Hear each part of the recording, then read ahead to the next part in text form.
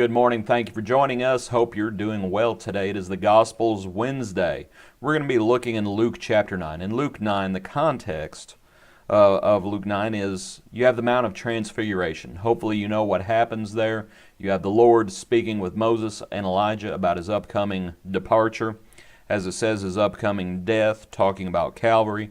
Then down at the base of the mountain, you have the disciples. The disciples are unable to cast out a demon. So you have that account where you have the man who says, "Lord, I believe, help my unbelief." His son was demon-possessed. Then the disciples start arguing about who's the greatest amongst themselves. Then you have verse 49. This is where I want to start reading. John answered and said, "Master, we saw someone casting out demons in your name, and we forbade him, because he does not follow with us. But Jesus said to him, 'Do not forbid him, for he who is not against us is on our side.'"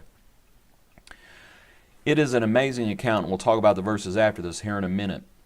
So what they did was they forbid someone from casting out demons right after, within the narrative, right after they themselves could not cast out a demon. They were critical of someone who did something that they could not do, and they forbade him from doing it. What an amazing thing that is for all the wrong reasons, but that's what was going on. The very next account is you have the Lord, as it says in verse 51, he steadfastly set his face to go to Jerusalem, and he sent messengers ahead of him.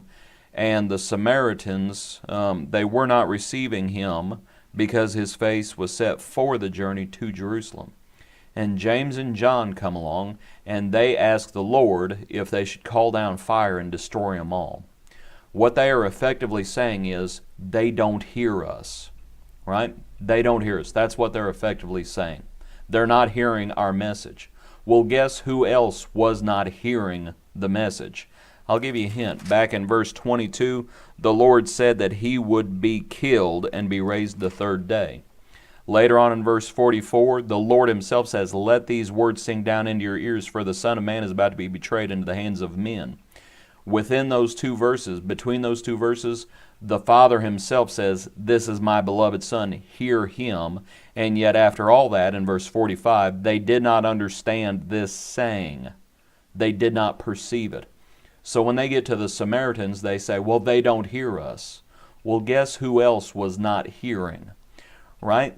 And then they start arguing about who's the greatest in the kingdom. They thought they were so much better than everyone else. They thought they were so much better than everyone else, to the point where they were ready to kill those Samaritans, James and John, the sons of thunder. They would rather kill someone, they would rather kill them than die themselves.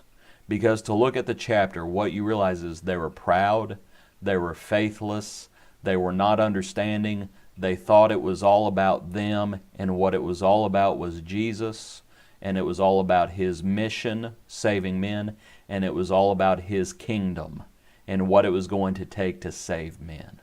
That's what they needed to understand. It's an amazing account. Hope you read it on your own. Luke 9. Have a good day. God bless you. We'll see you tomorrow morning.